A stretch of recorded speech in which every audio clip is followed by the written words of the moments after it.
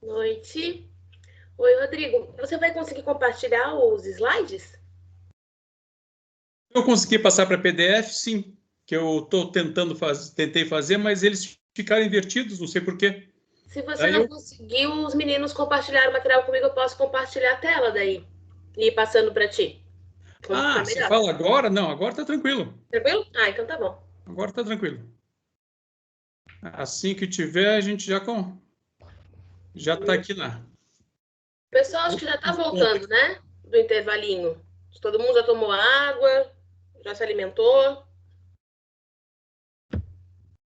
Ah, o Hélio tá fazendo que sim, viu? A hora que quiser, estou pronto aí. Beleza, vamos dar início então. Pessoal, então a gente vai dar início agora à nossa segunda palestra da noite, tá? Que vai ser ministrado pelo Rodrigo Soares Santos, que tem especialização em psicologia clínica e psicologia forense também, e é mestre em avaliação psicológica, tá? Muito obrigado por aceitar o nosso convite, Rodrigo, e pode iniciar a sua explanação. Deixa eu só abrir a tela inteira aqui. Tranquilo, Vocês estão vendo os slides aqui, né? Sim. Uhum. Estão vendo os slides inteiros agora, né? Ainda não. Não estão vendo os slides? Para mim tá travado na tela do primeiro slide com os pequenininhos do lado ainda. E agora voltou para sua imagem. Tá, então vamos tentar de novo aí. E agora? Agora sim. Tá vendo a tela inteira agora? Sim, perfeito. Sim. Professora, obrigado pela gentileza da atenção, o Lincoln, o Bruno, a professora Juliana que estava aí também, o convite da professora Jusceli, muito oportuno a gente poder falar um pouco a respeito da avaliação psicológica forense. O Guilherme eu peguei o final da palestra do Guilherme só, eu estava atendendo aqui, não consegui pegar toda, mas é um grande profissional e certamente ele vai deixar o nome dele, sim, lá numa plaquetinha, lá numa sala no Estúdio Criminalística. É um profissional bem competente, é um trabalho que é necessário, né? A psicologia, ela precisa entrar nas ciências forenses, eu vou falar bastante disso aqui hoje, entende? A gente precisa de bons profissionais, a gente precisa de pessoas capacitadas, pessoas interessadas, né? Até me causou surpresa que a maioria das pessoas que fazem o mestrado em avaliação em psicologia forense lá da Tuiuti sejam não psicólogos, né? Talvez com receio de não ter a área de trabalho. Tem área de trabalho, tem demanda, tem necessidade, certo? E a gente precisa mesmo de cursos de formação universitários, de extensão, mestrado, doutorado, para poder absorver essa demanda que tem. Por outro lado, de profissionais também, né? Fica o meu abraço ao Guilherme aí, prazer em revê-lo aí. Então, meu nome é Rodrigo Soares Santos, né? Estou formado aí há 22 anos, me formei ali pela Federal, fiz 2 especializações na área de psicologia clínica, eu não tenho especialização na área de psicologia jurídica, né? Tenho só o meu conhecimento nessa área, que eu estudo há esses anos todos aí. Fiz um mestrado na área de avaliação psicológica, lá na Universidade de São Francisco, em Itatiba, né, que é um centro, é um polo de atendimento de Atendimento não, é um polo de pesquisa na área de avaliação psicológica, né? Certamente o material que vocês forem estudar e trabalhar na área de avaliação, psicometria, é produzido pelo pessoal de lá ou pessoal que passou por ali, né? Então, a gente tem ali entre os melhores psicometristas do país aí, né? Que trabalham adaptando os instrumentos, desenvolvendo instrumentos, né? E é um pessoal que eu gosto bastante. Hoje eles estão em Campinas, se não me engano, eles estavam antes em Itatiba. Trabalho hoje com psicologia clínica, trabalho com psicologia forense, dou aula atualmente só na área de pós-graduação, agora parou tudo praticamente, né? Gosto muito do que eu faço e a gente vai dividir nossa fala em 3 tópicos aí. As diretrizes básicas da avaliação, as áreas de atuação, né? E vou falar um pouco sobre a questão da avaliação do abuso sexual de crianças e adolescentes, que é uma das grandes demandas que a gente tem, né? E é uma área dificílima, porque você não tem um protocolo único de atuação. Entende? Não é perguntar e a criança responde. A gente tem que ter um feeling respaldado em ciência, em muito estudo, para que a gente possa entender, né, de onde vem esse discurso, se ele é real, se ele é mentiroso, certo? Se é uma fantasia, se é uma alienação parental. Então, vamos trabalhar com esses temas hoje aí, certo? Aqui embaixo tem o meu Instagram, Rodrigo Soares Santos, underline no meio, 20. O Instagram eu posto só questões relacionadas ao trabalho, praticamente, né? E ali é que eu fico passando alguns casos que eu acho que são interessantes aí. Começar, então, pelos princípios básicos da psicologia forense. Você pode falar psicologia forense, você pode falar psicologia jurídica, é tudo a mesma coisa. As publicações internacionais, elas falam em psicologia forense, né? Eles não falam em psicologia jurídica, mas você pode nomear como você quiser. Alguns autores, eles falam que psicologia forense é questões criminais, psicologia jurídica não, né? Isso, às vezes, se confundem, porque muitos dos casos que acabam no que se chama criminal, eles começam na vara de família, nas acusações de abuso, por exemplo, entendeu? Algumas coisas que são básicas aí, elementares, e eu trouxe até essa palestra por causa disso mesmo, né? Porque tem situações que são tão básicas e que, às vezes, profissionais que têm muita cancha na área acabam esquecendo, né? E o pessoal que está começando agora, às vezes, pode negligenciar alguma dessas questões na sua formação, tanto na área de quem está na graduação, como quem está fazendo pós, ou quem está ingressando no mercado da psicologia forense aí. Primeiro, questão da autonomia. O Conselho Federal de Psicologia, ele nos garante a autonomia no nosso trabalho. Então, a gente pode ir atrás das informações que a gente achar pertinentes, seja como perito, seja como assistente técnico.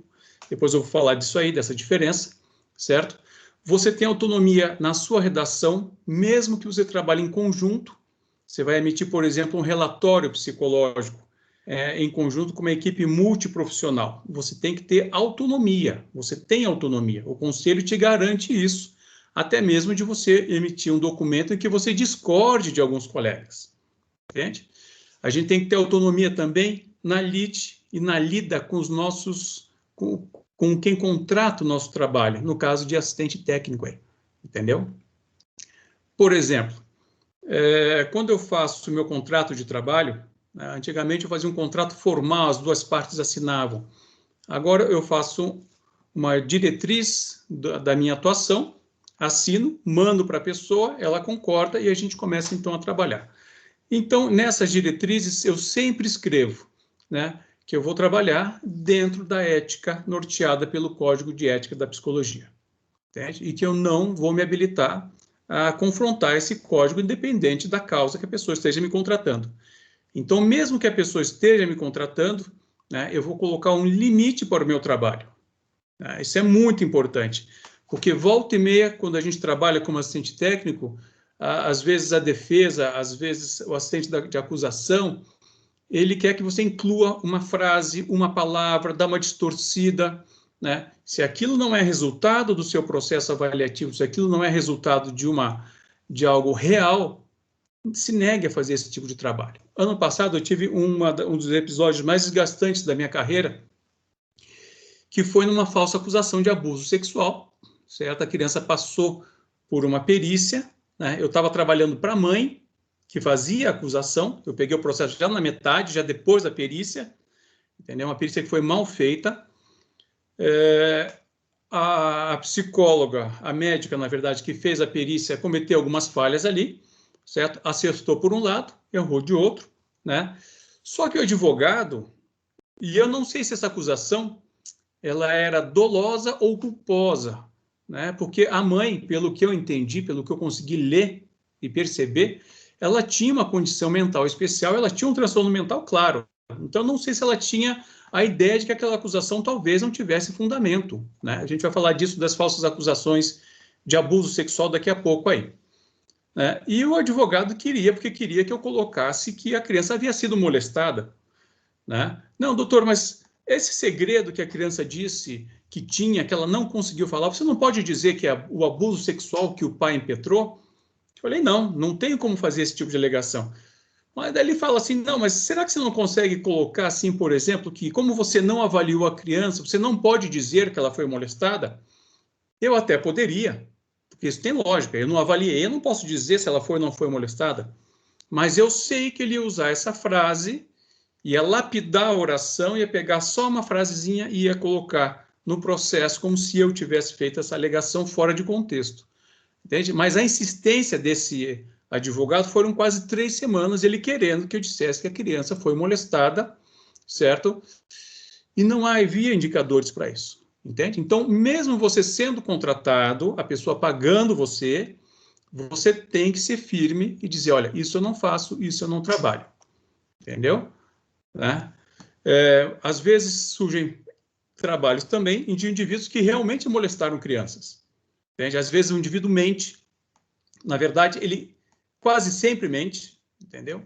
Nesses 22 anos, um deles falou a verdade para mim, entende? Ele está preso hoje, ele é um compulsivo sexual, acabou violando a sobrinha dele, né? Ele foi o único que disse a verdade. Os outros falam a verdade pela metade, isso, tal, negam, né? Às vezes, na hora da audiência, surge uma prova que surpreende a mim e o advogado. Então, a gente tem que tomar cuidado para a gente não comprar uma ideia que não é nossa e se vender, né, eticamente. Baseado nisso, quais são os princípios básicos? Autonomia, código de ética da psicologia, né? Para o pessoal que trabalha, para o pessoal que está começando na psicologia, nós temos que ter domínio do código de ética da psicologia. Domínio, nós temos que saber todo ele de cima a baixo, entende? Ele é um código que ele não é engessado, ele é muito interessante, ele não é engessado, mas ele permite, às vezes, interpretações que podem te prejudicar, entende? Então, você tem que tomar cuidado, por exemplo, para não atender a pessoa como psicoterapeuta e depois ser perito do caso ou ser assistente técnico. Isso não pode. Questão de sigilo. O sigilo da clínica ele é diferente do sigilo na área forense, né? Barganhas de dinheiro, isso e aquilo, violações e tal. Então, você tem que tomar cuidado e tem que ter domínio, né, do código de ética da psicologia, tem que ter domínio das resoluções pertinentes à sua área. As resoluções, elas mudam sempre, de uma hora para outra, né? Então, você tem que estar sempre antenado no site do Conselho Federal de Psicologia, né? Acessar a página do Conselho Regional de Psicologia, né? Eles sempre atualizam os profissionais por meio de e-mails, agora por meio de WhatsApp e tal, a página deles no Instagram, no Facebook, né? Então, a gente não pode ficar alienado com relação à legislação, porque às vezes você tem a grande intenção, uma boa intenção, você é um bom profissional, mas você se esqueceu de um detalhe, e isso pode trazer problemas para você, entende? Né? Então, tem que saber das resoluções, tem que ler as publicações, né? Volta e meia eles publicam questões relacionadas a diretrizes do trabalho com relação a grupos específicos, com relação à área de vara de família, por exemplo, certo?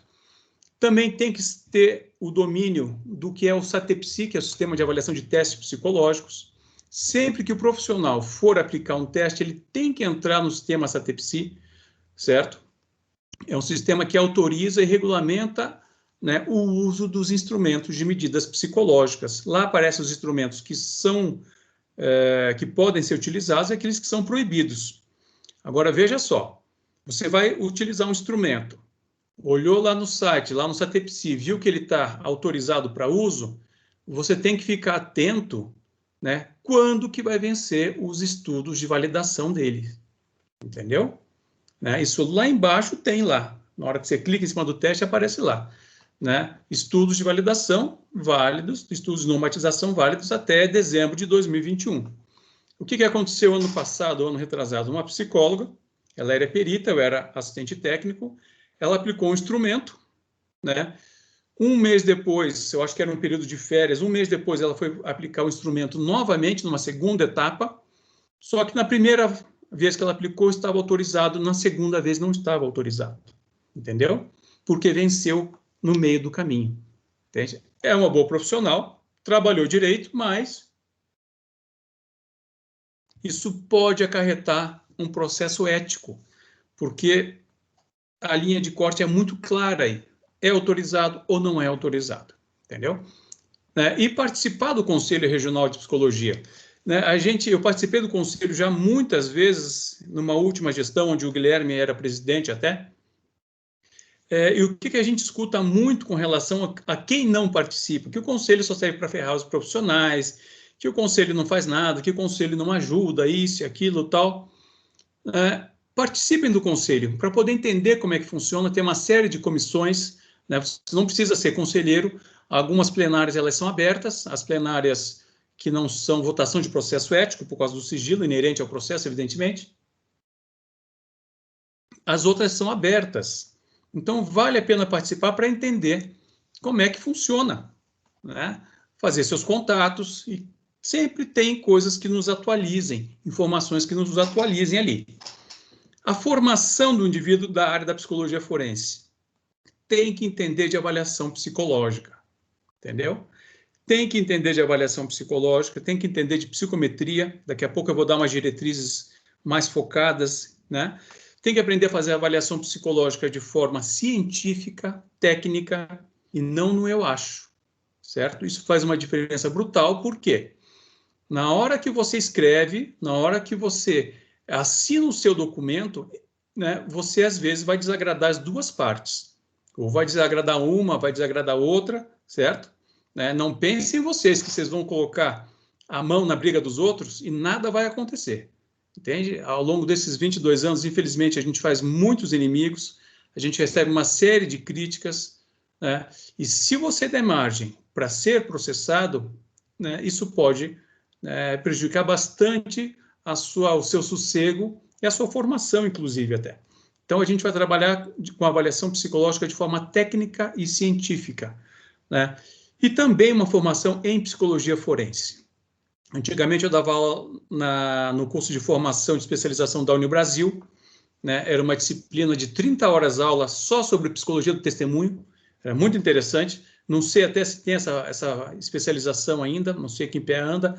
Na PUC tinha uma, eu não sei se tem.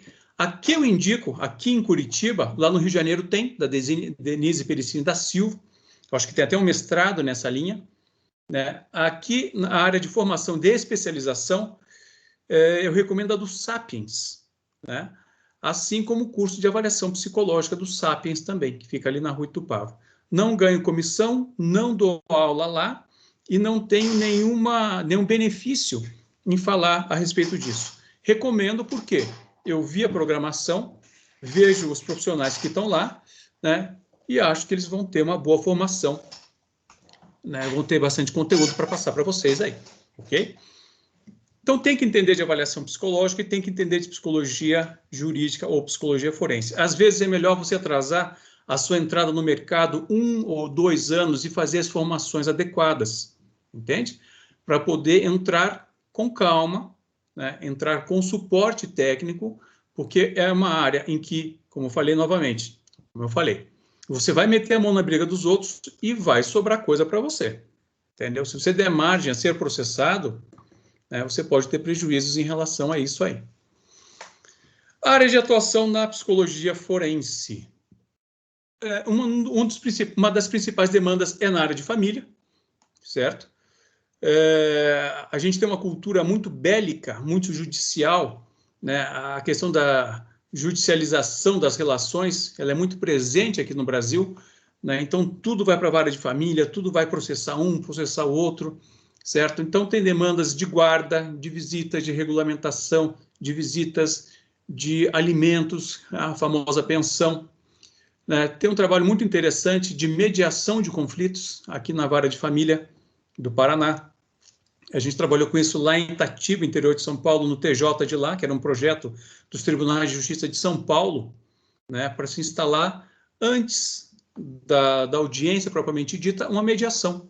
E era muito interessante, uma audiência de mediação, que daí era o pessoal da psicologia e o pessoal do direito, entre psicólogos e estagiários aí.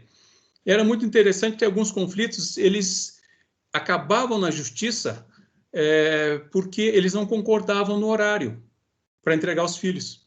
Um queria que entregasse às 17, outro às 18, às 19, entende? Então, são coisas que você pode sentar e conversar. Mas como muitas vezes o conflito entre aquele casal já está bem arraigado, às vezes eles por si só não conseguem conversar, precisam da mediação. Questões de adoção, questões de abuso físico, sexual, psicológico.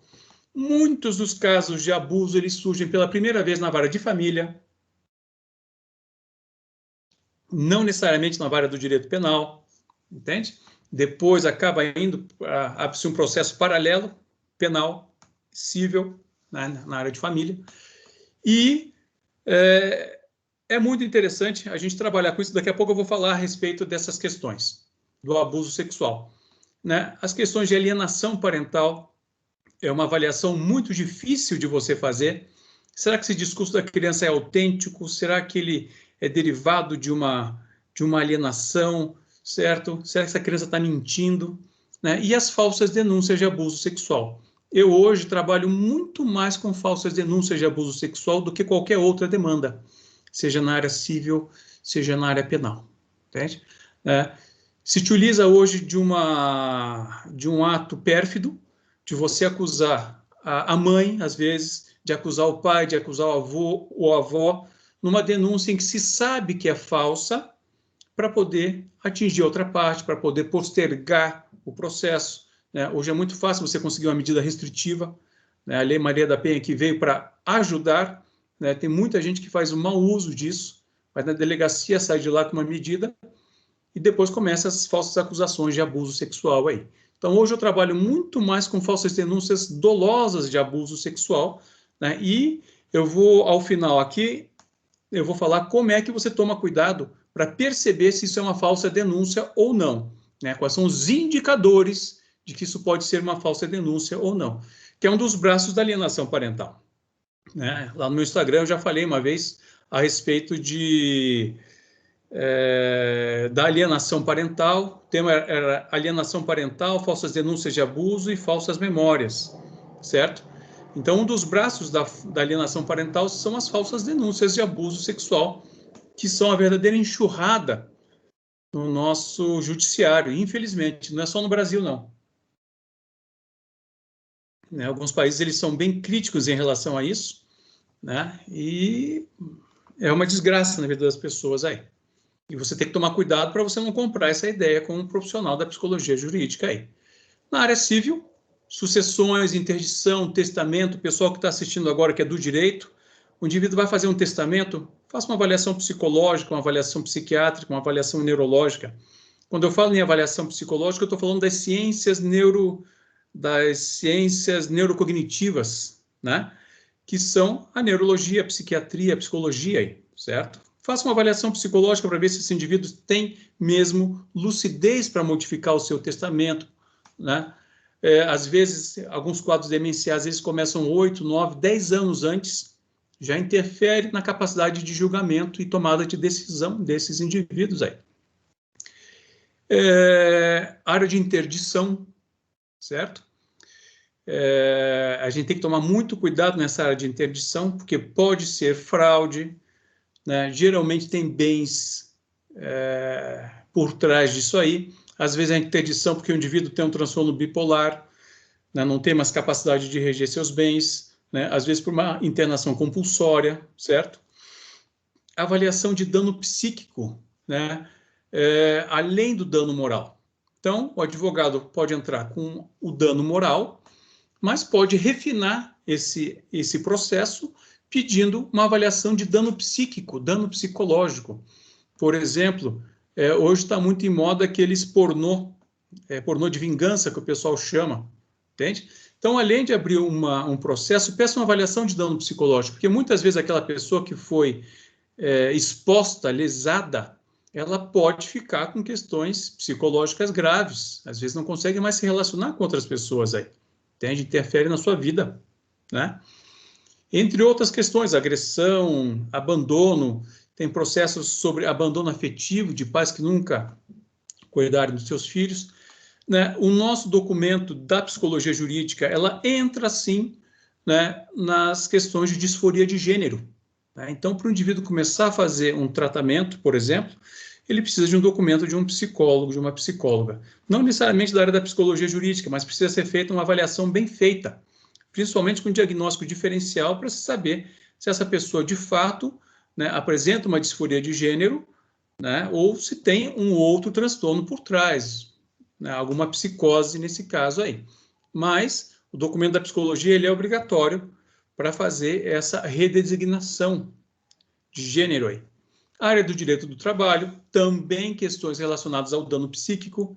Eu trabalhei num caso uma vez de uma moça que se queimou num restaurante, e o juiz foi muito inteligente na época, que ele pediu uma perícia de um médico, né, para saber quanto tempo essa moça ia se recuperar daqueles machucados. Ela se queimou inteira, literalmente inteira. Uma fisioterapeuta, para saber, né, o quanto ia demorar e o quanto ia custar esse trabalho, para que ela voltasse a ter os movimentos, né, uma série...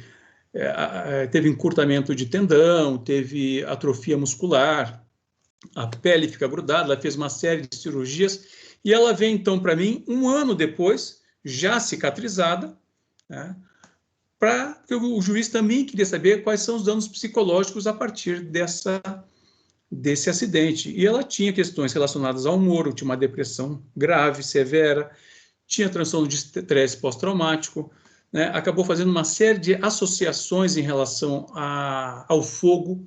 Nem entrar na cozinha ela não entrava. Se alguém riscasse um fósforo perto dela, ela já tinha um ataque de pânico, entende? Então, né, em vez do advogado também entrar apenas com uma questão moral, por causa de assédio moral, por causa de assédio sexual no trabalho, por causa de trabalho estressante, né, pedir uma avaliação de dano psíquico, sim, né? Outra coisa, atestado psicológico. Cuidado na hora de fazer um documento, né, dizendo que alguém não pode trabalhar por algum motivo. Isso tem que ser resultado de uma avaliação psicológica. Entende? O Conselho Federal de Psicologia ele deixa muito clara a diferença entre uma declaração e um atestado. O atestado é em relação ao seu atendimento e uma avaliação que você fez. Há um mês atrás, um rapaz me pediu se eu podia dar um atestado para ele, porque ele tinha que ficar 3 meses afastado de um determinado grupo que ele pertencia. Ele não me explicou o que era, mas eu vi que ele tinha se metido em alguma confusão. Falei, olha, não posso fazer um documento falso. Ah, não é um documento falso, é só para me afastar. Falei, não, é um documento falso. Se você quiser, eu faço uma avaliação psicológica em você, certo? E aí eu vou emitir um documento. Esse documento ele pode ser favorável a você ou não, entende? Isso a gente faz no nosso contrato antes, lá atrás, certo? Você vai emitir um documento, né, que vai traduzir a realidade do seu trabalho, sem maquiação e sem exagero, entende? Porque o seu documento ele vai ser submetido a um outro profissional. Não adianta você tentar enganar ninguém, entende? A casa vai cair. Não deem atestado para parente, para amigo, para ajudar alguém, porque isso é falta ética, isso pode ocasionar um processo ético, quem sabe até uma cassação de registro profissional, entende? A área que eu mais gosto, que eu mais atuo, a área do direito penal, entende? Exame de sanidade mental, exame de cessação de periculosidade, responsabilidade penal, exame criminológico. Esses são exames que legalmente é o exame médico legal. mas o psicólogo participa, às vezes como um perito assistente, como uma avaliação assistente, avaliação complementar, como eles chamam, né? Até tem um livro que fala em psicologia forense, psiquiatria forense, que é da editora Artmed, que fala sobre as avaliações complementares, mas o nosso documento é aceito judicialmente, sim, né? Em alguns casos, eu trabalho com a questão da inimputabilidade penal, que é a atribuição da responsabilidade penal do indivíduo, que às vezes a pessoa se mete numa confusão, mas quando você vai ver, ele tem uma demência em andamento, ele tem uma questão psíquica que faz com que ele não consiga ou controlar os impulsos, ou não consiga ter noção da realidade, entende? Um caso que eu trabalhei há uns anos atrás, faz mais de 10 anos isso aí, na verdade, era um indivíduo que estava assediando a filha dele. Era um senhor de 70, quase 80 anos, assediando a filha, que era uma senhora já. Tinha 60 anos de idade, né? E a família achou que ele estava ficando safado. Não, ele estava com uma demência, em andamento. Ele tinha noção do que ele fazia, certo? Ele sabia que aquilo era errado, mas, de repente, era como se apagasse a luz e ele agisse por impulso. Entende? Ele tinha uma demência, acabou morrendo alguns anos depois aí, certo? Se chegasse às vias criminais, teria que ser feito, né, um exame de responsabilidade penal, certo? Para poder saber se esse indivíduo, ao tempo da ação, ele pode ou não, certo? Responder pelos seus atos aí. Isso a gente vê direto, pessoas que matam pessoas, mas quando você vai ver, a base disso é a loucura, de uma forma ou de outra, entende? A pessoa está insana, às vezes essa insanidade temporária, e pode cometer crimes. Às vezes a pessoa tem um transtorno de humor, uma depressão maior, uma bipolaridade, quando entra no pico maníaco, né, ou na mania, ela pode ter prejuízos na sua realidade, na sua capacidade de decisão, né? Por quê? Porque você tem um comportamento, você tem uma cognição que não está funcionando direito naquele momento. Indivíduos com esquizofrenia, por exemplo, a gente teve no litoral uns anos atrás um filho que matou a mãe, né? Esquizofrênico, fazia uso de maconha, não tomava remédio, não fazia tratamento. Um dia essa loucura acabou, né, explodindo num crime, certo? Autópsia psicológica, que é você fazer avaliação psicológica em quem já morreu, é um trabalho muito interessante. Tem publicações brasileiras nessa área. É você fazer avaliação numa situação onde o autor morreu, entende? Pode ser uma questão de suicídio, homicídio, pode ser uma questão do indivíduo matar a família inteira. Ano passado, alguns anos atrás, a gente teve o caso daquele menino lá em São Paulo. O pai era policial, a mãe era policial, ele matou a família inteira, depois se matou, foi feita uma autópsia psicológica. Lá em 2005, teve um caso em Campinas de um pai que matou a família inteira, né, envenenou a família inteira. Só a menina sobreviveu, a filha sobreviveu, uma adolescente. As suspeitas começaram a recair em cima dessa garota e foi uma autópsia psicológica, se não me engano, foi feita pela Fátima Franco. É uma excelente profissional, não a conheço, só de publicações, em que mostrou que o indivíduo tinha, né, uma personalidade narcísica, traços fortes de psicopatia, e a organização que ele fez era aquela, matou a família inteira, ele junto, só que a menina sobreviveu, entende? Então, a autópsia psicológica é muito interessante. Questões dos crimes sexuais, que são um desafio. O que se faz com um criminoso sexual? O que motiva um criminoso sexual? Uma das coisas que ainda juízes perguntam qual é o perfil, né? Que se esse indivíduo tem um perfil de um pedófilo, tem um perfil de criminoso sexual. Não existe perfil de pedófilo, não existe perfil de criminosos sexuais. Entendeu? Às vezes o indivíduo ele consegue reger sua vida de uma maneira exemplar, é um bom pai, é um bom marido, nunca se meteu em confusão, não molesta os filhos, mas tem uma vida paralela de abuso de crianças. Às vezes o indivíduo ele tem um retardo mental e ele acaba molestando crianças, adolescentes ou outras pessoas, mas não tem a menor ideia do que está fazendo. Às vezes a pessoa tem uma compulsão sexual, como esse rapaz que eu conversei agora há pouco tempo, conversei com ele via computador, ele está preso, né? Às vezes ele tinha uma compulsão sexual, foi abusado na sua infância, acabou cometendo esse crime. Então você não tem um perfil do abusador sexual, né? E para você trabalhar com isso, a gente tem que abrir nossos horizontes, né, para não entender aquele indivíduo como apenas um tarado, louco, maníaco. Não tem nada a ver isso aí. Né, mas entender o que motivou aquela pessoa a agir daquela forma. Entende? Porque se a gente chegar numa avaliação já entendendo que aquele abuso aconteceu, que aquela denúncia é verdadeira, que aquele cara é um algoz, o autor do crime, a gente vai cair do cavalo. Testemunho é uma área que precisa ser explorada, né, e que tem muita demanda. Né? O psicólogo ele pode se posicionar a respeito do testemunho de outras pessoas. Né? Testemunho é uma questão psicológica, psiquiátrica, neurológica, certo? Então, por exemplo, num caso que eu peguei ano retrasado, 2019, num caso específico, tinha um depoimento de mãe e filha, mãe e sobrinha, um caso bem específico, mãe e sobrinha, né? E as contradições nos casos eram tão evidentes, né, que mostrava que era uma falsa acusação. Entende? O processo ainda está rolando. Num outro caso, eram 3 garotas que acusavam um funcionário de uma escola.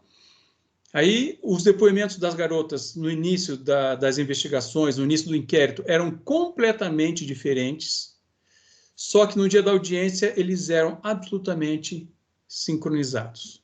Entende? Nosso trabalho entra aí para mostrar que, né, houve uma modificação nisso aí. Você pode também trabalhar com, por exemplo, com reconhecimento de pessoas. Esse é um caso que eu trabalhei, acho que em 2007, 2009, se não me engano, do caso do Morro do Boi, em que essa prova foi utilizada para ajudar na condenação do Juarez, que acabou morrendo já. O Juarez morreu preso na cadeia. Né? E a vítima acabou reconhecendo o Juarez. Mas se você for dar uma olhada bem cuidadoso nesse perfilamento de pessoas, você vai ver que são indivíduos absolutamente diferentes do que o número 2, entendeu? Né? O número 4, ele é um pouco parecido, tal. O número 3, ele é magrinho. O número 1, ele é um cara grande, forte. O número 5 também é um cara mais magro. Agora, dá uma olhadinha no indivíduo, né, de número 3 ali. Ele é completamente diferente, entendeu? Ele é completamente diferente. Parece o Bill Clinton ali. Então, como é que eu vou comparar um indivíduo, né, careca, gordo, como era o Juarez, né, com um indivíduo de cabelo branco? Só que essa prova foi considerada válida. Mas o meu laudo mostrou que a probabilidade da vítima ser confundida ou desse reconhecimento ser verdadeiro era praticamente nula. Existe nos Estados Unidos um corpo de publicações muito interessantes sobre reconhecimento de pessoas. São artigos do Gary Wells. Entra no site dele, você consegue baixar todos eles lá. É muito interessante, que mostra como a gente é enganado a partir desses falsos reconhecimentos aí. O caso do Michael Crowe, né, é um garoto que acabou confessando um crime, mas ele foi induzido a isso. Né? Essa coisa do indivíduo confessar crime, ele é muito mais comum do que parece. Tem casos históricos em que mostram que mais de 200 pessoas se apresentaram como autores de crimes e não foram. No caso dos Lindenberg, que o primeiro aviador lá, que a filha dele desapareceu, o garoto desapareceu, nunca foi encontrado, até onde eu sei. Mais de 200 pessoas se disseram que eram eles que tinham sequestrado a criança e não eram. O caso do Thomas Quick, né, eu estou lendo esse livro tem na estante virtual, vale a pena ler. Né, é um indivíduo que era um mentiroso e ele, de uma hora para outra, se tornou um assassino em série, confessando crimes que ele nunca cometeu. Gente, que ele nunca cometeu. Né? Para que alguém vai dizer que é um assassino em série de crimes que ele nunca cometeu? Leia o livro que vocês vão ver. Os ganhos secundários que ele tinha e, certamente, um funcionamento cognitivo que era diferenciado. Você pode trabalhar com psicologia forense na prefeitura, no Estado, na defensoria pública, dentro dos tribunais de justiça, né, no Ministério Público, no Complexo Médico Penal, em outros estados chama hospitais, casa de custódia e tratamento. Antigamente tinha um cargo no Tribunal do Júri, tinha uma amiga minha, Marina Rasson, que ela era do Tribunal do Júri, psicóloga. Você pode trabalhar em penitenciários, todas essas áreas elas vão abranger. Na área social, às vezes você nem quer trabalhar com isso, mas tem uma demanda grande na área social junto às prefeituras. né? E que os psicólogos têm entrado pelo cano nisso. Aí eu vou falar daqui a pouco sobre isso. Tem que tomar muito cuidado, né? Você pode trabalhar como autônomo, como um estagiário, né? Como concursado, né? Se você quer trabalhar com isso com uma estabilidade maior, entre para o Estado. Eu não recomendo entrar para a prefeitura, porque você vai trabalhar muito e vai ganhar muito bem. Entre para o Estado e lá você vai se colocando, entende? Você vai, né, fazendo o seu caminho lá dentro aí. O clássico trabalho pericial, né? Perito é aquele que é indicado pelo juiz, assistente técnico é aquele que é contratado pelas partes. Você pode ser chamado para ser assistente técnico do Ministério Público, mesmo sendo concursado, entende? Ou sendo autônomo. O perito, hoje em dia, ele não precisa ser concursado, né? Hoje em dia não, ele sempre não precisa ser concursado, mas você tem que estar inscrito lá no cadastro, tem que ter feito cursos na área para mostrar que você é habilitado para isso, entende? Não precisa ser necessariamente concursado, né?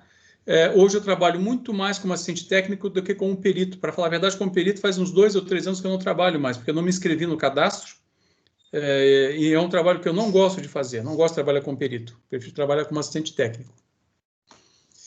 Avaliação psicológica forense, questões básicas aí, certo? Primeira questão básica. Estou correndo aqui para a gente poder abranger tudo que eu quero falar e a gente poder daí conversar depois, certo? Vão anotando as perguntas que a gente responde no final da apresentação. Né? Mas isso aqui é aula para...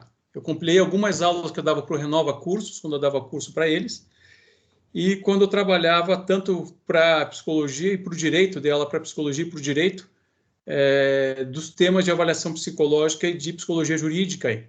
Então, eu estou fazendo um compilado aí rapidinho para a gente poder ter uma noção. Você tem que entender de psicometria, não para que você seja um psicometrista, não é isso, mas para que você saiba pegar um instrumento, entender o que fala das normativas, entender qual é a amostragem desse instrumento, né? Certo? Se ele foi padronizado para pessoas até o 3º grau, pessoas que só têm ensino médio, pessoas que foram até a 8ª série. Né? Se o indivíduo que você está avaliando, ele está no 1º ano e o instrumento está padronizado para a 8ª série, você comete uma falta ética, entendeu? Você comete uma falta ética. Então, você tem que saber o que é a amostragem, quais são os estudos de correlação, né? O que é precisão, o que é validade. Por exemplo, os testes projetivos, né, eles têm problema na sua precisão, no teste e reteste. Até tem um livro que fala em neuropsicologia forense, uma das profissionais que escreve um dos artigos, elas falam assim, não existe avaliação psicológica forense sem testes projetivos. Existe avaliação psicológica forense sem testes projetivos. Eu não uso testes projetivos por causa da questão do teste-reteste, né, que prejudica a precisão do instrumento. Então, se você for usar um teste projetivo, tome cuidado com as questões quantitativas e qualitativas, certo? Validade do instrumento. Né? O que é validade do instrumento? É para que ele serve, entendeu? Para que serve esse instrumento? Né? E você tem que saber ainda quais são os estudos que garantem que esse instrumento é um instrumento que vai fazer aquilo que você precisa. Por exemplo, a gente vê muitos cursos por aí do HTP, né? Da casa, árvore, pessoa. São raríssimos os estudos do HTP. O HTP, basicamente, com todo respeito, ele não serve para muita coisa.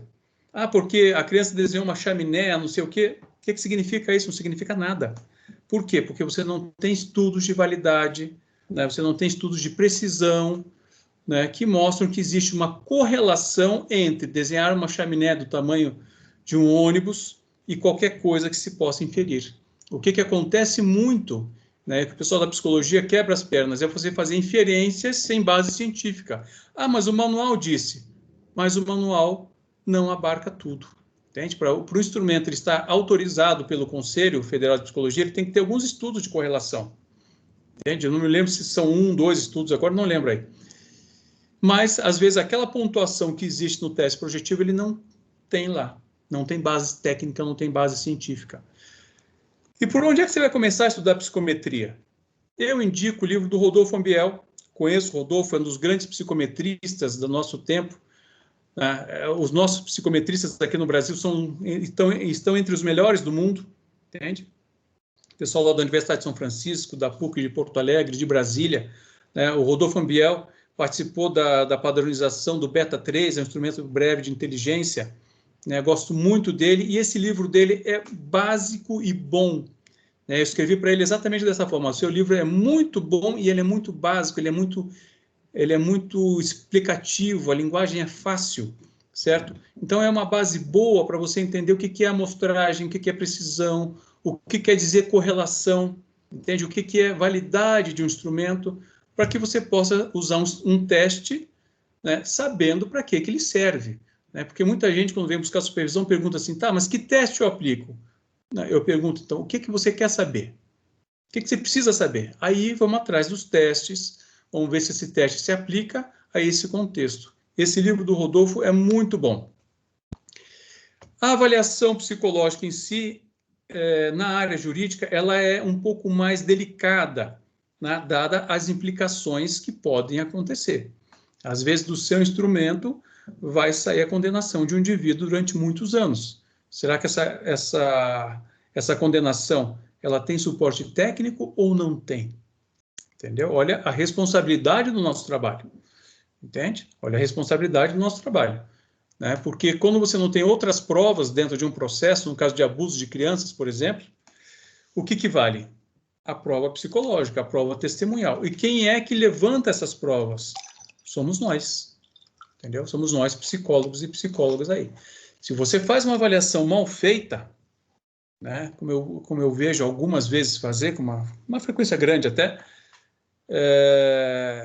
você pode ter materializado algo que você não sabe se é realmente daquela maneira. Entendeu? Tem avaliações psicológicas de 50 minutos, que atesta que o indivíduo abusou de uma criança e isso acarretou a condenação desse indivíduo. Em 50 minutos, você não faz avaliação psicológica nenhuma, né? Principalmente na área forense. Você pode fazer uma aplicação de testes, mas não avaliação psicológica, principalmente forense. Avaliação psicológica forense. Entrevista psicológica, você tem que ter domínio do que é uma entrevista psicológica.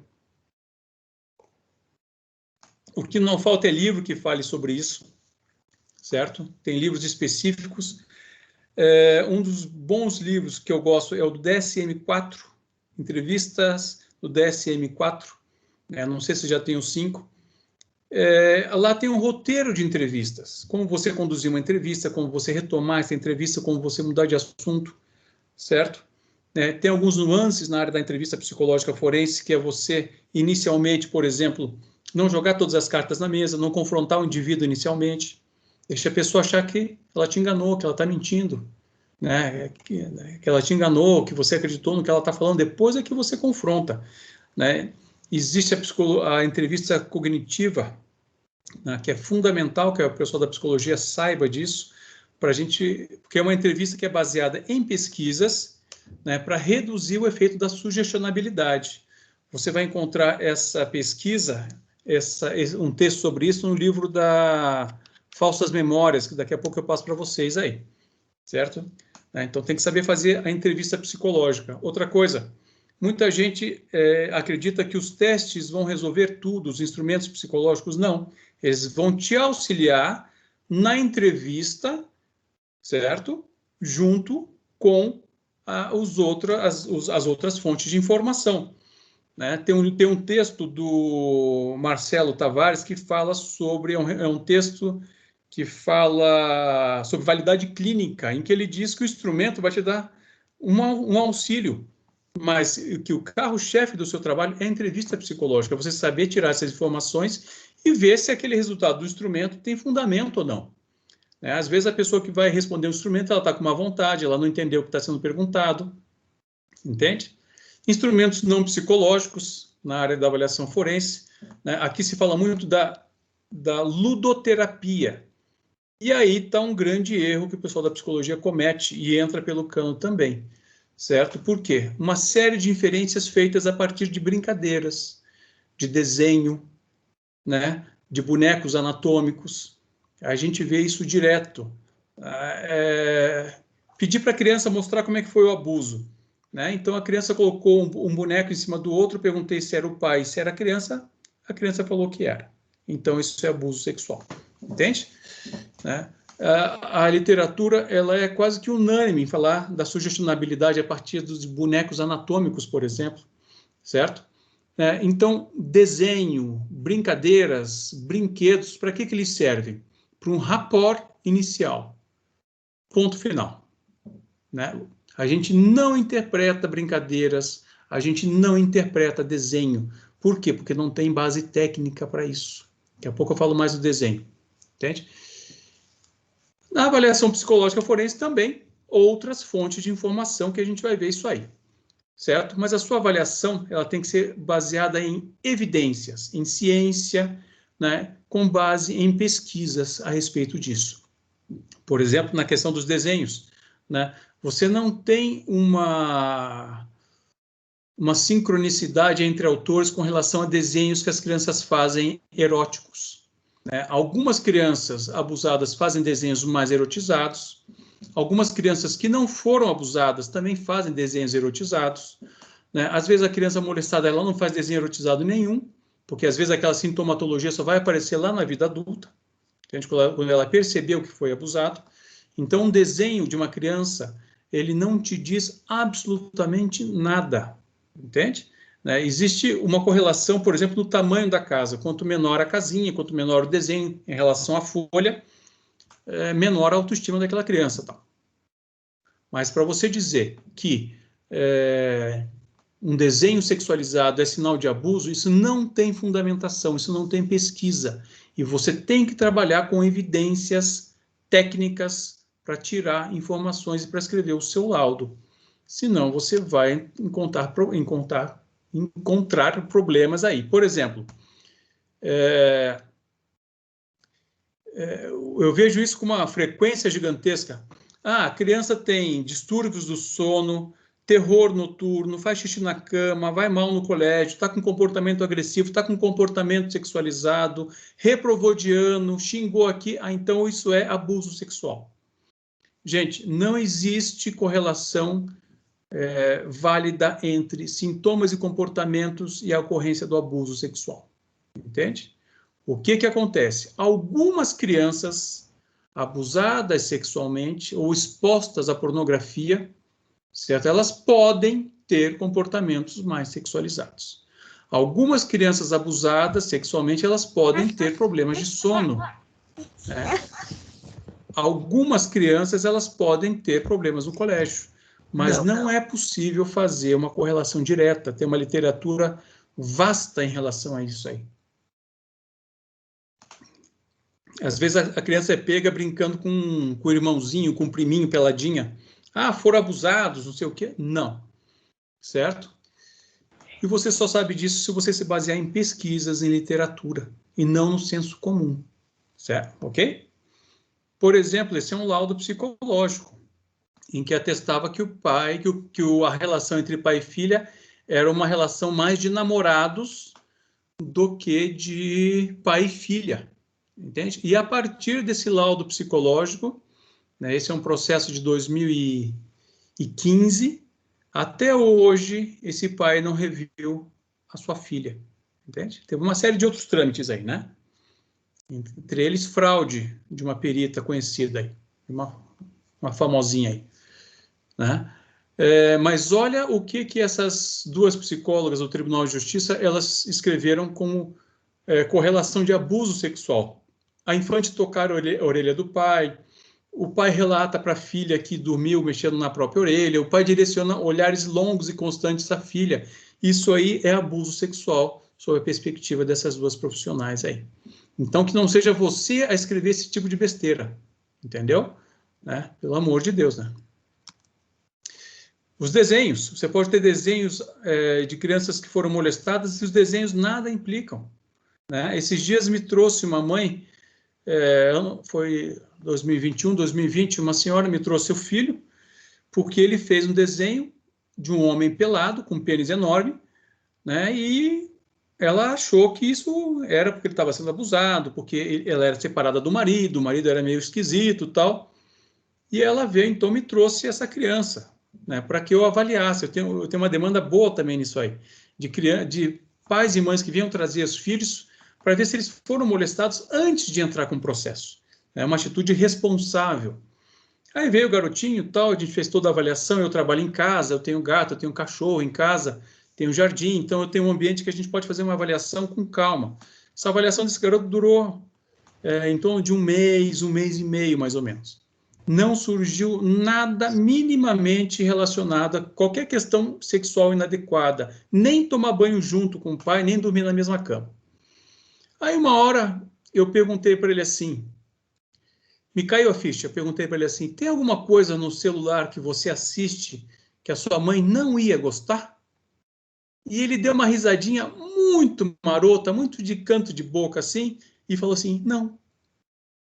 Né? Mas eu já pesquei, falei com a mãe, ela então baixa o celular dele, né? Pega o celular dele lá, e o tabletzinho, na verdade, e lá tinha pornografia, um histórico de pornografia gigantesco, entendeu?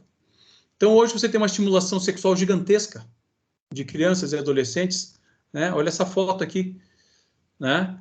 Isso é nossa cultura, isso aqui é Brasil, entende? Então, você pode ter uma criança com comportamentos erotizados, né, que desenha um homem com um pênis enorme que nunca foi molestado, mas você tem a negligência dos pais de não fiscalizar celular, entendeu?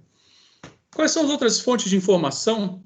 Eu vou correr um pouco aqui para a gente dar tempo das perguntas aí. Quais são as outras fontes de informação que você tem que saber? Primeiro, você tem que ler o processo, entendeu?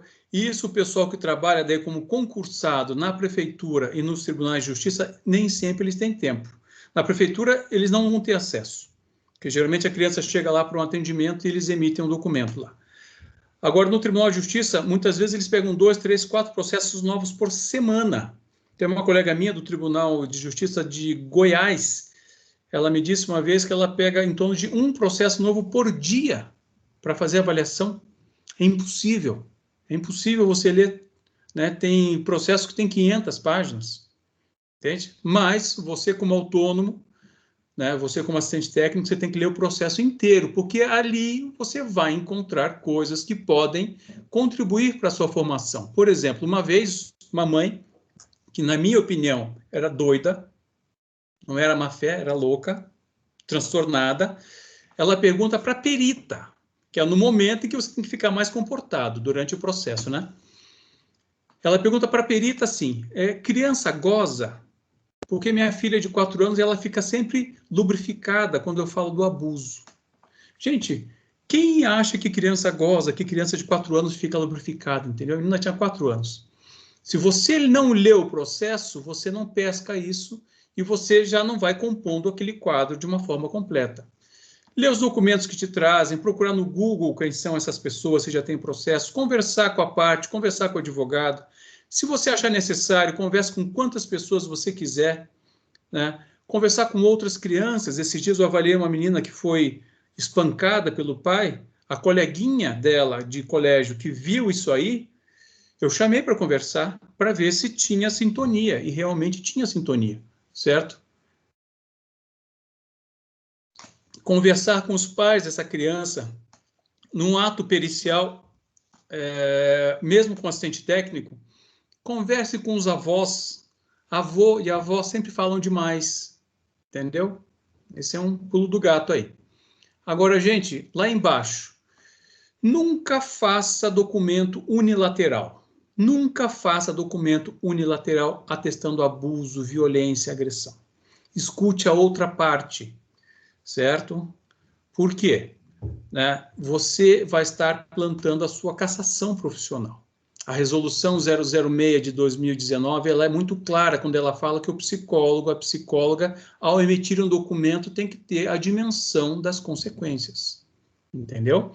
Então, se você emite um documento em que você fale somente há indicadores de abuso, a criança parece estar falando a verdade, né? O relato parece ser coerente, é o que precisa para que esse indivíduo seja denunciado e, às vezes, até condenado. Pega uma prova aqui, outra prova ali, entendeu? Se você não consegue conversar com a outra parte, seja da área pública, seja da área privada, não emita documento conclusivo, nem indicador de abuso, porque você vai estar plantando a sua cassação profissional. Pode ser que não dê nada, mas pode ser que você seja cassado, sim. Entendeu? Responda eticamente. Né? Então, não emita um documento unilateral. Se você trabalha na prefeitura e chega lá um relato de uma mãe dizendo que a filha foi abusada, você conversou com a criança, se você puder, chame o pai, chame o suposto agressor. Né? A literatura fala isso, não sou eu que estou bajulando essa informação, a literatura fala isso, certo? Se você não consegue, não tem acesso a outra parte, faça um relato, não emita seu juízo de valores, não emita conclusões, né? Porque a gente é enganado, as pessoas mentem. Ponto 2, né? Não façam laudo sem avaliar a criança. Isso parece brincadeira, parece piada, mas tem pessoas que emitem laudos de abuso sexual sem terem avaliado a criança. Entende? Bizarro isso aí. Entende? Como é que eu digo que uma criança foi molestada se eu não avaliei essa criança? E escutem o acusado, nem que seja por chamada de WhatsApp, entendeu? Mas nunca emitam um documento unilateral, porque você vai estar plantando uma sementinha que pode acabar com o teu sossego e pode acabar com a tua profissão. A Lilian Stein e a Sônia Rovinski, duas das grandes pesquisadoras, eu sempre brinco que o meu sonho de consumo é fazer o doutorado em psicologia cognitiva lá com a Lilian Stein, em Falsas Memórias, lá na PUC de Porto Alegre. Quem sabe um dia eu não consiga fazer. E a Sônia Rovinski é uma profissional conhecidíssima aí. O que elas falam? Que a gente precisa levantar hipóteses na nossa avaliação psicológica forense. Entende? O que são essas hipóteses? Né? Quais são essas hipóteses que você precisa levantar? Né? Todas as que você tiver percepção do processo. Quanto mais você vai ganhando experiência, mais você vai elencando essas hipóteses. Essa criança que está falando de abuso sexual, será que ela foi estimulada inadequadamente? Pode ser. Esse garotinho que eu estava falando, que estava tendo acesso à pornografia pelo celular, será que essa criança está alienada? Nem sempre o discurso da alienação parental infantil é muito claro, nem sempre. Às vezes a criança repete como um papagaio, mas às vezes não. Entende? Será que essa criança foi realmente agredida e está sofrendo ameaças?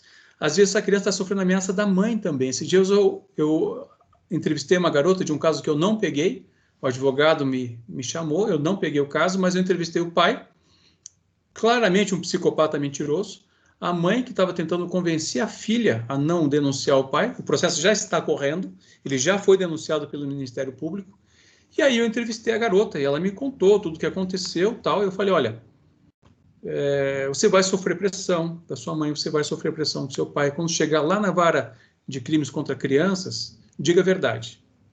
Entendeu? E espero que ela consiga dizer. Então, muitas vezes a criança não fala nada, né? Não porque ela não foi abusada, mas porque ela está sofrendo ameaça ou alguma chantagem emocional. Ah, seu pai vai ser preso, a gente vai passar fome. Crianças mentem, crianças fantasiam, entendeu? Né? Já trabalhei em casa em que duas meninas falaram que foram molestadas, na hora que foi presa, elas voltaram atrás. Elas queriam mais liberdade, o pai era muito rígido, elas voltaram atrás, entende? Às vezes são adultos negligentes. Tem um caso de uma menina que o rapaz foi condenado. Esse é um caso que eu trabalhei para a defesa, eu não sei se aconteceu ou se não aconteceu, eu acho que não aconteceu, né? O rapaz nega, mas a menina, na perícia, ela fala assim, que ele abria minhas pernas e fazia sexo oral em mim. Ela usava outros termos. Só que as testemunhas no processo, elas falam que a mãe e o pai eram inadequados. O pai tinha um transtorno de humor, quando ele entrava no estágio maníaco, ele ficava pelado dentro de casa. O avô e a avó dessa menina faziam sexo no quarto, que todo mundo escutava. E a mãe, na frente de todo mundo, falava, quando ela crescer, ela vai abrir as pernas, o cara vai fazer isso, vai fazer aquilo. Será que essa menina foi abusada ou será que ela repetiu o que ela escutou da mãe? Entende? Então, a gente tem que conhecer o contexto familiar.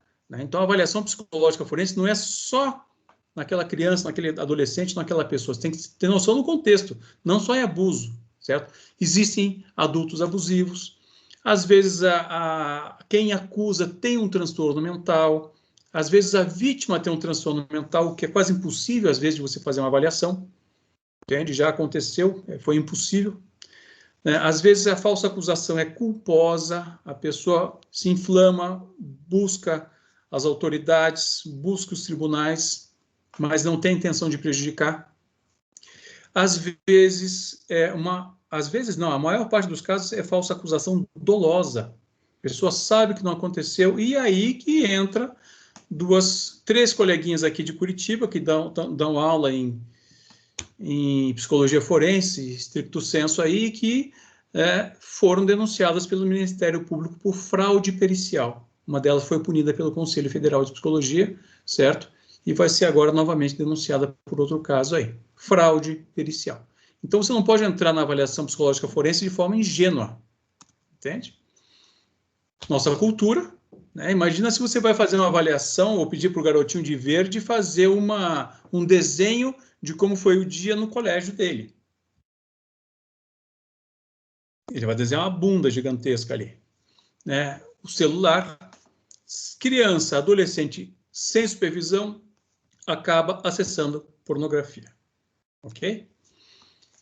Esse documentário do Alan Minas, gosto muito, muito, muito, muito. A Morte Inventada, esse documentário tem no YouTube.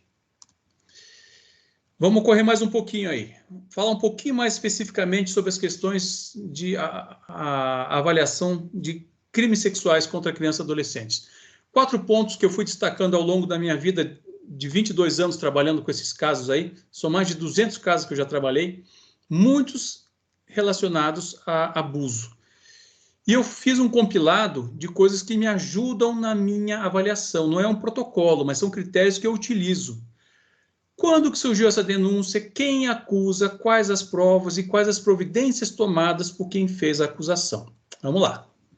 Quando que surge essa denúncia? Durante a relação? Depois do processo? Após o processo? Quando a pessoa entra num novo relacionamento, o indivíduo acusado entra num novo relacionamento? Gente, quando a acusação acontece após o processo, via de regra é mentira. Nem sempre, mas às vezes é mentira. Entendeu? Eu trabalhei em casos onde na disputa de bens, né, a mãe vai à delegacia, faz a denúncia, daí chega para o pai na frente do advogado e fala, olha, abre mão da casa que eu retiro a denúncia.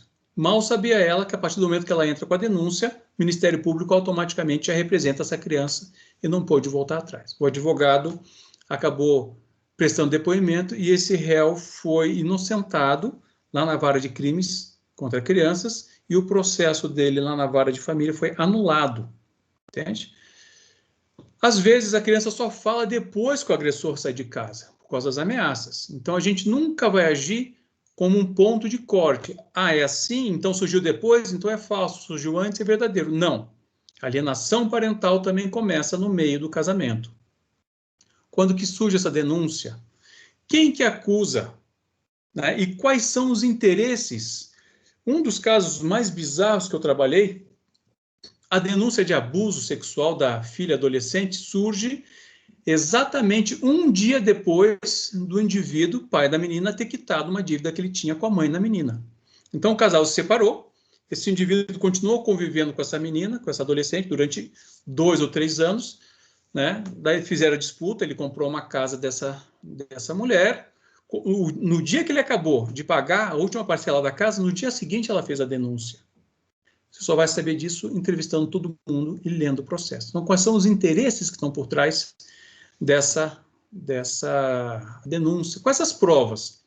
Exame do ML, ele não é conclusivo, nem para um lado, nem para o outro. Às vezes a menina tem ímã complacente, elástico, não sei se é o termo certo, elástico e tal, mas pode penetrar que não vai romper. E às vezes a violência sexual tem outras formas, entende? Né? Às vezes aquele ímã rompido é de outras situações, mas você não é médico legista, né? E você não pode ficar, digamos assim, indo pelo que o exame mostra, entendeu? Se a sua avaliação clínica mostrou que essa criança foi molestada e o exame do ML mostrou que não foi, siga, né, o seu trabalho. Quais as provas que tem, quantos testemunhos, né, é baseado nos comportamentos que a criança tinha, é um médico particular, A gente tem visto coisas escabrosas feitas especificamente por uma profissional pediatra. Tem vídeo, tem outros documentos psicológicos. Você, como perito, você, como assistente técnico, tem que destrinchar esse processo e ler tudo que está lá dentro, entende? Porque, às vezes, é um documento que vai te abrir os horizontes aí. Quais as providências que essa pessoa fez a partir do momento que ela percebeu o anúncio? Ela se omitiu? Às vezes se omite, né? Muitas vezes, quem for trabalhar na área da psicologia, psicologia social, essas áreas forenses também, vai ver que a mãe muitas vezes sabe, entendeu? E se omite quando não participa.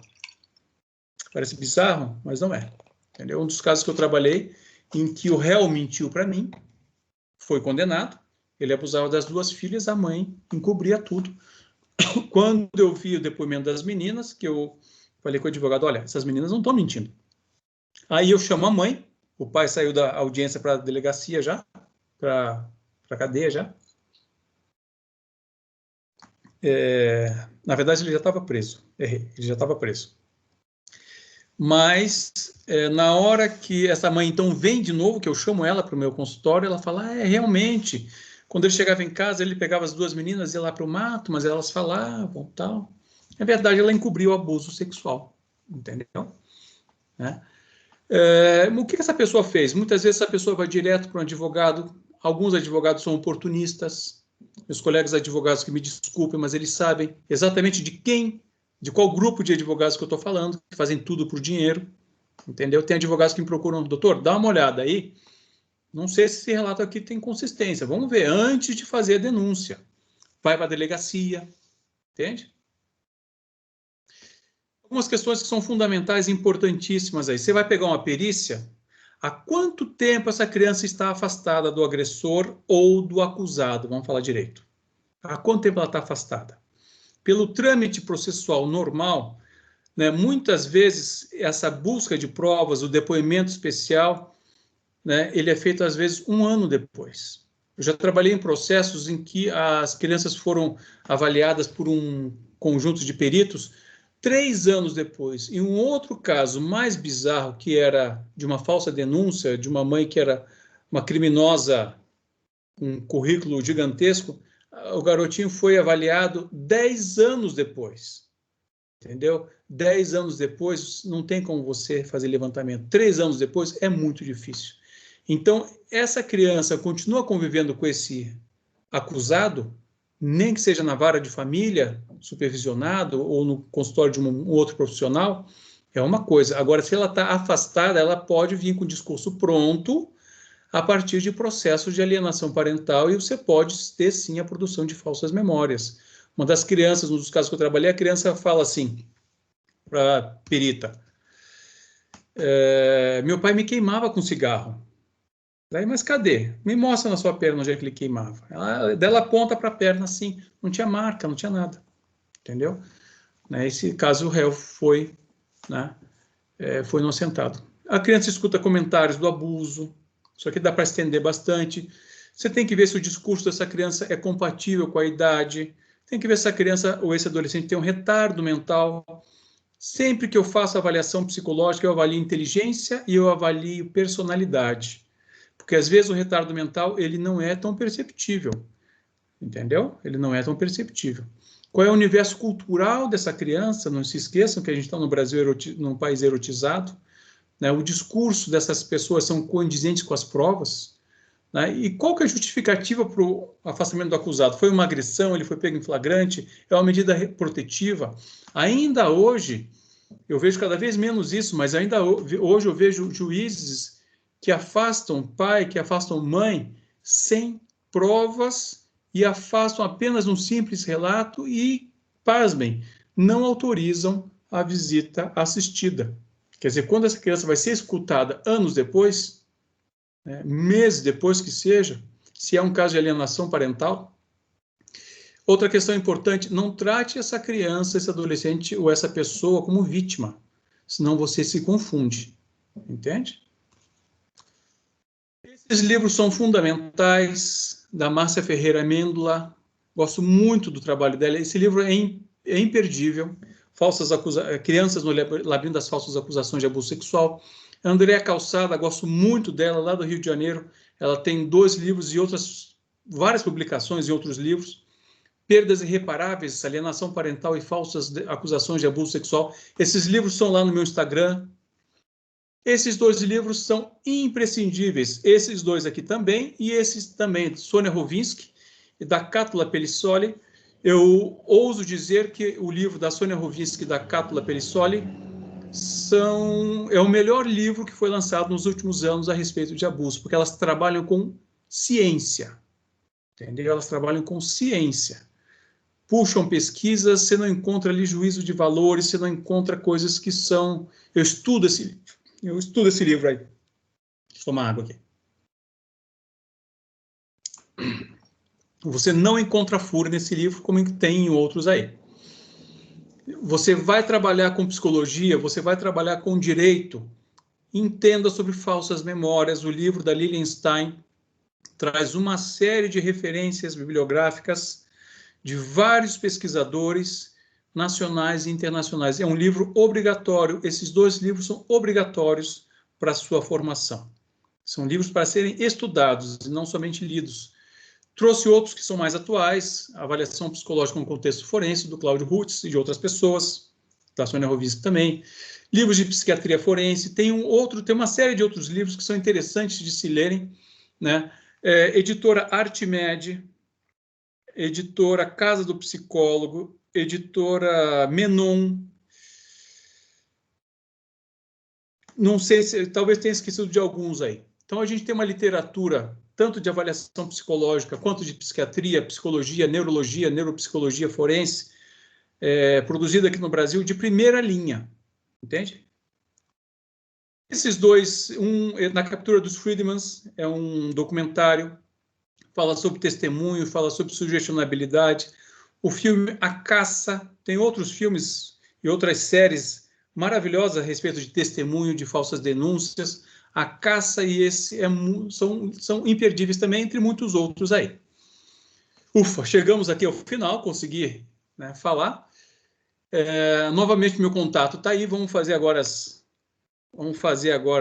responder as perguntas que vocês têm, né? Então, tem algumas perguntas aqui no chat, e uma da Fabiana aqui, que gostaria de saber sobre abuso psicológico por parte de pais, algo que foi falado na palestra do evento, como a situação que a Casa da Mulher acolhe. Como é determinado se é abuso psicológico ou disciplina? Há uma super diferença entre abuso psicológico e disciplina. Há uma super diferença. Uma coisa é o que a gente está vendo hoje em dia, pais permissíveis. Para o filho, para a filha não encher o saco, deixa no celular o dia inteiro. No tablet e tal, está lá, não está perturbando. Né? Outra coisa é você manter na linha. Eu sou pai, eu tenho um filho de 18 anos aí, não é fácil, ainda mais hoje em dia com essa estimulação que a gente tem, um mundo muito mais interessante aí, certo? E outra coisa é abuso, né? É o abuso psicológico, né? É você fazer a criança ficar com medo, se colocar como vítima, fazer alienação parental, aterrorizar a criança. Tem pai e mãe que são muito loucos, tem pessoas que são muito loucas, entende? Pessoas que não batem bem mesmo. Um profissional pode fazer, porque muitas vezes confunde isso aí. Ai, minha mãe é uma vítima, isso e aquilo tal. Às vezes não. Às vezes é alienação parental se colocando como vítima da situação. Um profissional pode ajudar a dar um indicador a partir de uma avaliação bem feita aí. Tem a pergunta aqui da Letícia. A linguagem corporal e facial ajudam na avaliação forense por parte dos psicólogos? Tem um livro que fala sobre mentiras, foi lançado agora há pouco tempo aí. Eu não li esse livro ainda. Mas o que a literatura diz? Você não tem segurança para saber se o indivíduo está falando a verdade ou está mentindo. Tem até uma reportagem do BBC Brasil, eu leio sempre esse jornal de manhã, via internet, que fala a respeito de mentiras. Até vou colocar no meu Instagram depois. Você não tem segurança técnica, científica, para dizer se o indivíduo está ou não está falando a verdade, certo? Hoje eu sei que quando minha mãe mente, porque eu conheço minha mãe há 50 anos aí. Então hoje eu sei, eu posso dizer quando ela mente ou não, entende? Hoje eu sei quando minha mulher mente. Entende? Ela mente, mas não ri. Mas eu sei quando ela está mentindo. Eu sei quando meu filho mente. Mas por quê? Porque eu conheço eles, eu sei quando o discurso é verdadeiro e eu posso fazer o comparativo, e quando o discurso é falso e eu posso usar essa referência. Agora, numa avaliação, não. Você não tem segurança para isso. Né? Eu vou ler esse livro, vou comprar esse livro novo que foi lançado, acho que pela Artimed, se eu não me engano, e daí a gente volta a falar nisso. Mas o que eu já estudei até hoje, tem até um artigo acho que até da própria Sônia Rovinski, da Linenstein, que fala, num livro chamado Psicologia Jurídica no Brasil, que fala da detecção de mentiras a partir de movimentos corporais e tal. Não tem fundamento isso aí. Até onde eu sei. Se eu ler e achar que é diferente, eu volto e a gente conversa sobre isso. A Beatriz está perguntando como recorrer e abordar o tema de possível abuso com uma criança. Pergunte, mas não pergunte de forma indutiva. Tem alguma coisa que seu pai faz que é diferente? Do que vocês brincam? Né? O que é legal? O que não é legal? Né? O que ele fala para você? Né? O que vocês fazem quando vocês estão sozinhos em casa? Agora, você perguntar, ele tira sua roupa? Ele toca aqui? Ele toca ali? Entende? Você já fez sexo oral nele? Entende? Isso são perguntas indutivas. Então, você vai pelas beiradinhas. O que vocês brincam? É por isso que você não faz avaliação psicológica de 50 minutos. Entendeu? Porque até você fazer o rapport com a criança, até você ir comendo pelas beiradinhas, né? Até você tirando informações, né? Para que você tenha um quadro, isso às vezes demora 1, 2, 3 meses. Ainda mais se a criança foi molestada mesmo. E às vezes a criança foi molestada e nem sabe. Entendeu? Né? Ou às vezes aquela criança é treinada. Eu já recebi no consultório aqui mães que trazem as crianças treinadas para que eu emitisse um documento particular. Né? E uma delas eu perguntei. A mãe estava na mesma sala, a gente estava brincando aqui e tal. Você vai tirando uma informação aqui, outra ali. Às vezes a criança percebe, aí você tem que mudar de assunto. Entende? Daí eu perguntei. Ela falou, meu pai me toca não sei aonde, não me lembro agora direito. Eu falei, quem é que pediu para você dizer isso? Minha mãe. Eu falei, então tá bom. A mãe estava sentada no sofá atrás dele. Quase se enfiou debaixo do sofá ali. Entendeu? Daí foi orientada, olha, não faça isso. Porque você vai prejudicar o pai da menina, você vai prejudicar essa menina, e essa verdade vai vir à tona. Você vai ser prejudicada com essa situação. Entendeu? Então, às vezes, a avaliação de criança demora meses para ser feita. Né? E tem criança que não fala. Uma das garotinhas que eu avaliei uma vez, cada vez que eu chegava num tema um pouco mais próximo, sem pergunta diretiva e sem pergunta fechada, ela olhava para a mãe, ela mudava de assunto, ela ficava agoniada. Mas eu não consegui saber se ela foi ou não foi.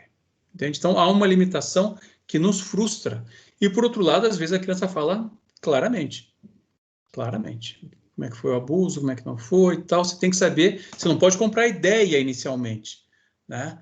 Você tem que duvidar de tudo e levantar hipóteses. Certo? Saber que se foi molestada mesmo, se não é uma alienação parental, se não está no meio de um divórcio. Tem que chamar o suposto agressor, mesmo como assistente técnico. Entendeu? Na hora que eu fecho o meu contrato de trabalho, eu sempre falo, eu avalio, mas se surgir qualquer indicador de abuso, eu vou chamar a outra parte. Eu vou chamar o pai, eu vou chamar a mãe. Entendeu? Aqui a Isabela está perguntando quais os principais indícios de que uma criança está sendo molestada, como detectar e como proceder após perceber que algo não está certo. Nenhum indício vai te dar uma certeza. Nenhum indício. Não é porque a criança chora de noite, não é porque a criança faz xixi na cama, não é porque a criança, por exemplo, tem escorrimento nos genitais, como uma psicóloga uma vez falou que isso era sinal de abuso, e não era. Uma pediatra falou que não era, nesse caso específico. Certo? Isso vai ser indicador de abuso. O que tem que acontecer? Abrir um canal de comunicação com essa criança. Falar com essa criança. O que houve? Você está mais tristinha? Aconteceu alguma coisa? Né? Sem sugestionar. É no colégio? É seu pai? É seu primo? É sua mãe? Não, o que houve? Você pode contar para mim o que aconteceu. Você vai abrindo campo, né? Você vai traçando uma trilha de confiança entre você e essa criança. Mas não faça pergunta indutiva. Seu pai tira sua roupa, seu pai tira dele, seu pai faz você tocar nele dessa forma, dessa outra, porque aí você pode produzir uma falsa prova, uma falsa memória, uma sugestão, e lá na frente você não sabe se houve ou se não houve. Porque às vezes essa criança foi tão sugestionada por outros profissionais, pelo pai, pela mãe, que lá na frente, quando vai ser feita a perícia, você não tem mais certeza nenhuma, nem que se houve ou se não houve. Aí você perde a prova. Entendeu? A sugestão faz com que você perca a prova. Então, abra um canal de contato com essa criança, faça com que essa criança confie em você. E você pode até perguntar, você pode até dizer, olha, se tiver algum segredo que você queira me contar, você pode me contar. Né? Você pode confiar em mim. Mas nunca pergunte de forma direcionada, né? Porque você pode sugestionar, perder a prova e não saber se houve alguma coisa ou não houve. Daí você pode acusar uma pessoa por algo que não houve ou inocentar um agressor sexual a partir do momento que essa prova não foi bem feita. E grande parte das vezes, a maioria das vezes, nos crimes sexuais envolvendo crianças, a prova é nossa, a prova é psicológica. Se for mal feita, perdeu. Tá, tem a pergunta da Cristiane aqui. Há alguma situação que após o estudo forense pode acontecer de aparecer alguma indicação do abuso, mesmo com período de estudo e a avaliação ser contraditória? Pode. Pode porque você está vendo a coisa por um viés, entendeu? Você está fazendo essa avaliação a partir da sua perspectiva. Entende? Então é por isso que a gente nunca escreve houve ou não houve, há indicadores ou não há indicadores. Entende? Mas já aconteceu num processo em que eu estou trabalhando, em que os dois, um filho, um rapaz e uma moça, disseram em juízo que o pai abusou, que fez isso e colocou o dedo aqui e tal. Anos depois, o pai foi preso, quando o processo acabou, e aí é que eles se tocaram de que aquilo era uma mentira que a mãe tinha dito para eles, porque criança não tem a mesma dimensão do que aconteceu, entendeu? Então, esse é um caso que eu trabalhei já numa revisão criminal após a condenação, né? Então, novamente, agora houve a escuta dos dois adultos, na época adolescentes, crianças e adolescentes, agora adultos, o meu laudo que mostra toda a alienação parental e rebate um documento de um profissional que fez um trabalho mal feito ali, mas nós, como profissionais, nós não estamos isentos de sermos enganados, de nos enganarmos. Quanto mais você estudar, quanto mais calma você tiver, quanto mais você trabalhar com evidências, que é o que a Sônia Rovinski e a Cátula Pelissoli falam, mais você vai ter segurança no seu trabalho. Agora, ninguém está livre. Eu já tive casos em que, na audiência, apareceu uma prova de uma foto que o réu mandou para a garota, entendeu? Que eles só conseguiram decodificar depois, mas na audiência aparece. E ele mentiu. Até o advogado falou com ele, como é que você quer que eu te defenda se você mente para mim? Entendeu? Mas se você calcar seu trabalho em evidências, em ciência, numa boa formação, bom senso e calma, você vai ter segurança do seu trabalho. Ok, tem algumas perguntas ainda aqui, mas como o nosso horário já está avançado, eu vou fazer a última pergunta. Pode fazer. Que é da Silva. E se a criança ainda mora com o molestador, falar com o pai não vai acabar fazendo esse pai bater, brigar ou ameaçar essa criança? Veja, por que o juiz pede o afastamento do acusado? Para evitar isso mesmo. Só que as pessoas têm usado isso como instrumento de vingança. Agora, veja, vamos ver a perspectiva do juiz, do promotor. Chega uma pessoa e diz que a criança foi molestada, entendeu? Né? Chega uma criança e diz que foi molestada, tal. O juiz ele tem que pedir esse afastamento, né? Porque muitas vezes acontece mesmo, né? Do agressor chegar, olha, você não vai falar nada. Se falar, eu vou matar sua mãe, eu vou matar a família inteira, eu vou matar você, né? E pasmem, muitas vezes, quem for trabalhar com isso vai ver, a mãe fala. Se você falar, né, o seu pai vai ser preso, a gente vai passar fome, vão matar ele na cadeia, e a criança muda o discurso. Então, a medida protetiva, ela serve para isso mesmo, para proteger essa criança. Só que tem gente que faz um uso inadequado disso. né? Tem pessoas boas e tem pessoas más em todos os contextos aí. Se depois alguém quiser fazer algumas perguntas para mim, né, meu telefone tá nos slides aí, pode escrever, a gente marca outras palestras, outras conversas, entendeu? Até uma coisa menos formal do que um congresso não um simpósio como a gente está fazendo agora, e a gente vai conversando aí, né? Quero agradecer muito a gentileza, né, do Fernando, que agora que eu estou vendo o Fernando aí, não sabia que ele existia, da professora Jocely pelo convite, da professora Juliana, do Lincoln, do Bruno, essa equipe que está trabalhando aí para fazer esse evento funcionar. Professora Jocely, agora que eu a vejo, a gente já conversa tanto por mensagens, a gente não tinha se conhecido ainda. Tendo outras oportunidades, a gente volta a conversar, é sempre um prazer participar. Né? Tomara que um dia a gente possa voltar a falar pessoalmente, né? Se o mundo não acabar pós-pandemia aí. Com toda certeza. Eu acho que é sempre bom parabenizar por essas iniciativas, porque a psicologia ela é complexa, é uma área muito vasta, e dentro da área forense a gente precisa de bons profissionais, de boas formações, porque tem muito campo de trabalho, né? Não se inibam, né? Não se inibam, tem muito campo de trabalho, tem muita literatura produzida no Brasil, de literatura estrangeira, que pode ajudar a fazer da gente bons profissionais aí, melhores profissionais. Agradeço muito a gentileza do convite, estou sempre à disposição aí. Nós que agradecemos você, Rodrigo, principalmente nós alunos da comissão organizadora, agradecemos também a professora Jocely por essa oportunidade de estar trabalhando em conjunto com os alunos para fomentar esses temas tão gratificantes e que venham nos acrescentar na nossa formação acadêmica.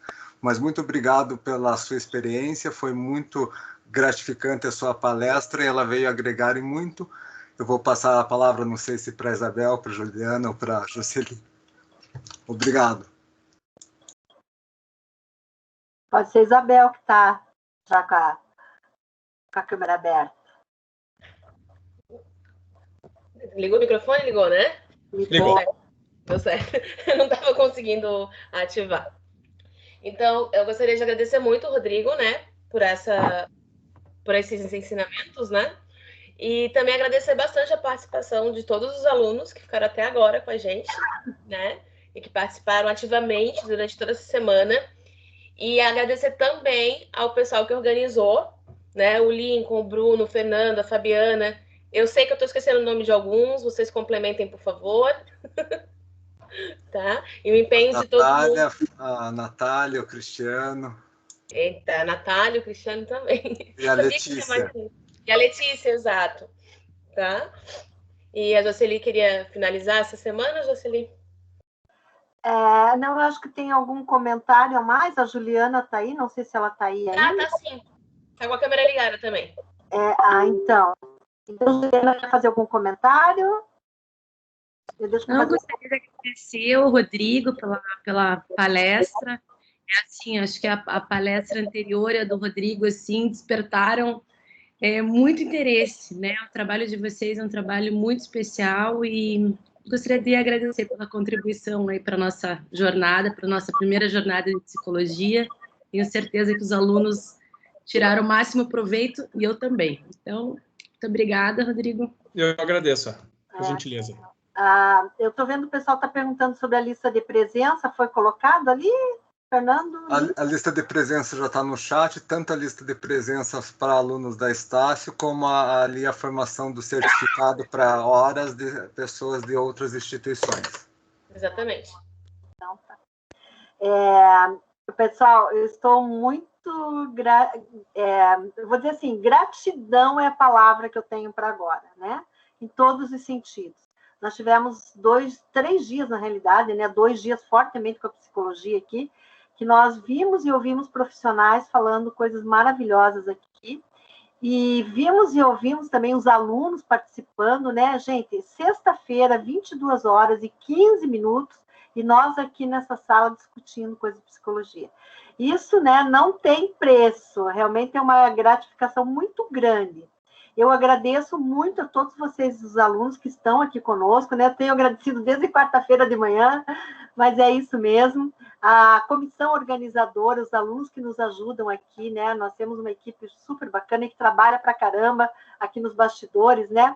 O Lincoln, o Fernando, a Letícia, o Bruno, a Natália, o Cristiano. Acho que falei todo mundo. A gente trabalha pra caramba, né? E as coisas estão acontecendo aqui, eles ali no grupinho falando, né? E questionando isso e aquilo. Gente, e dá um trabalho enorme. Então, o meu agradecimento especial a todos vocês. As professoras Juliana e Isabel, que estão aqui conosco, e agora o agradecimento especial, Rodrigo, a você, que faz minutos que a gente conversa, né? Conversa e por você estar aqui conosco, trazer essa vivência que você tem, né, esse grande conhecimento sensacional, indicando literaturas aí, bibliografias, né, e trazendo essa contribuição do teu dia a dia aí. Muito obrigada mesmo, né? Desejo, assim, realmente que a vida de todos vocês sejam de grande aprendizado e desejo também um ótimo final de semana, que se cuidem, que a Covid está aí, né? Então, bandeira vermelha, cuidem de vocês e das pessoas que vocês amam, porque isso é muito importante, né? Novamente, obrigado pela gentileza do convite, professoras, e quando tiver outra oportunidade, a gente, até esse mesmo tema, a gente pode amplificar um pouco mais. Tem muito exemplo, tem muito conteúdo para falar com mais calma aí, é só chamar que a gente conversa aí. Sinta-se convidado já para uma próxima.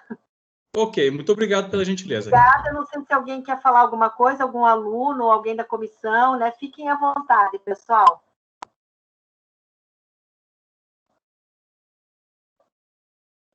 Estou entendendo que não. Gente, então encerramos por aqui a nossa primeira jornada de psicologia. Muito obrigada e parabéns para todos vocês.